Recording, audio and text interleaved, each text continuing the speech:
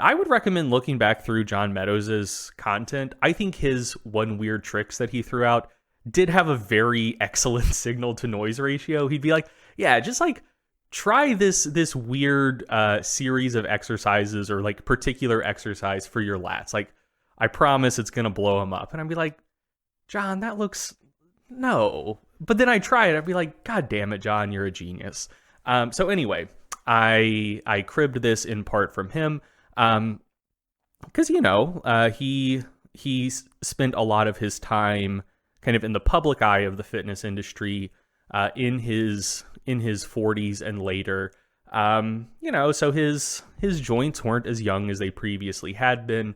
But one of the hallmarks of his training approach, like if you'd watch a lot of his training videos, is he would train heavy and he would train really hard. And so one of the things he was trying to accomplish is like, how can I do that while keeping my joints as happy with me as they can be? And so the strategy he came up with, which is very simple, but in my experience works really well, is whatever joint you're about to train the muscles around that generally doesn't like you, just start with I don't know the best wording for this, but just kind of like a non-stressful pump type exercise. So it's not something that's going to take you through any sort of like extreme stretch. It's not going to take, any of your tissues close to their tensile limits, and you're just going to do high reps with it. And importantly, I don't know why this matters, but it seems to matter. You want to do it for both sides of the joint. So for example, if you were going to do some triceps training, you'd want to do something for your triceps, but also your biceps, just to kind of warm up everything around your elbow joint. And when I say kind of like a non-stressful type lift, you wouldn't want to do skull crushers where you're, taking your elbows into full flexion under heavy load. Nothing like that. So, it might be something like rope pushdowns. And you're just going to start with a couple sets or even just one set of 20-30 reps, relatively close to failure, of a triceps exercise. Repeat the process with a biceps exercise. And then from there, you can start moving into heavier stuff. So, that's when you might want to get into your skull crushers for sets of 8 to 12 or, really any other triceps exercise. And don't know why this works, but it works quite well. Your tendons seem to be happier, your joints seem to be happier. And one other additional little wrinkle that I would add to this is, so step one, do kind of high rep pump type work across both sides of the joint. Step two, just kind of train normally after that. And then step three, I think, at least I personally experience dividends from ending my training with kind of what I would call like a stretchy type movement.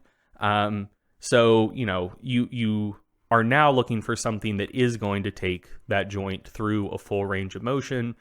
And you're generally going to do like paused reps where you can really kind of let your muscles like sink into it, like feel a good stretch in the muscle, and do that to end with. So let's see. An example of how this could work is, let's say you have creaky knees. So you're going to start your like knee dominant lower body training, maybe with just some light knee extensions. And then, very important, don't forget, next thing you're going to do is leg curls, warm up your hamstrings as well.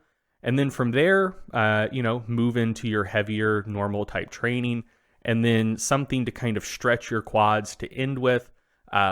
One of my go-tos for this is split squats, but generally when you do like rear leg elevated split squats, you're trying to train the front leg, the leg that's down. So you try to keep most of your weight shifted forward, but to get a really good stretch in your quads to end with, you want to try to keep a lot of your weight back. So you're keeping a good amount of the weight on your back leg, and for every rep, you're going to go down. You're going to hold that bottom position of the rear leg elevated split squat, squeeze the glute on the back leg, try to get your hips forward, stretch out your quads and hip flexors really well, and then to initiate the drive up, you're going to drive your front heel through the floor, but you're also going to kick into the bench. So it's almost like you're doing a knee extension with your back leg as you're doing kind of a squatting pattern with your front leg. And for the stretchy movement you end on, you also don't want that to be super heavy. Like you want it to be something where you can focus more on the stretch than am I strong enough just to complete the reps. But yeah, that approach. So the approach I'm generally describing probably isn't, strictly speaking, ideal for strength. So powerlifters listening to this might be hearing me and saying like, oh no, like if I did a couple sets of 20 to 30 reps, relatively close to failure for like a pump type triceps exercise, my bench training that comes after, like I might have to take 5-10% off my training loads. And like, yeah, you probably will. And that's another, again, for the purpose of like trying to keep your joints happy.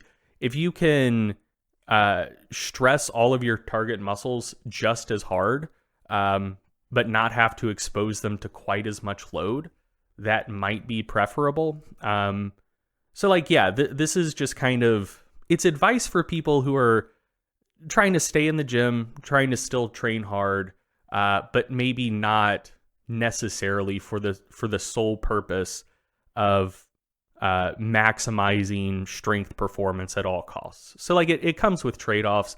This is more talking about kind of just like hypertrophy and quote unquote like general health type resistance training. But yeah, I do. My training looks a lot more like this a lot of the time these days.